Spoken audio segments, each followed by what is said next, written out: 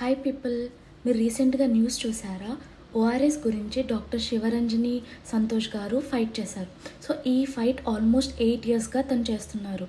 ఈ ఫైట్ దేని గురించి అంటే, మార్కెట్లో చాలా ఓఆర్ఎస్ డ్రింక్స్ మిస్లీడింగ్ లేబుల్స్తో అమ్ముతున్నారు.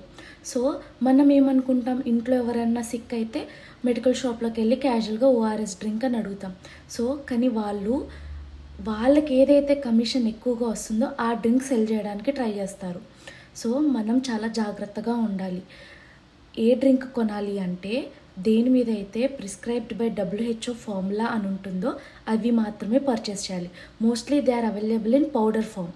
సో ఈ డ్రింక్ రూపంలో చాలా అమ్ముతున్నారు. ఇన్ఫ్యాక్ట్ ఫ్యూ ఇయర్స్ బ్యాక్ నేను కూడా మా నాన్నమ్మకి సిక్ ఉన్నప్పుడు లేదా నేను డిహైడ్రేటెడ్గా ఫీల్ అవుతున్నప్పుడు ఎలక్ట్రోలైట్గా ఇది వాడేవాళ్ళం.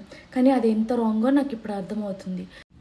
సో మన ఇంట్లో ఎవరైనా సిక్ అయితే డిహైడ్రేటెడ్గా ఫీల్ అయినప్పుడు ఖచ్చితంగా WHO వాళ్ళు రికమెండ్ చేసిన ఓఆర్ఎస్ని మాత్రమే పర్చేస్ చేయండి.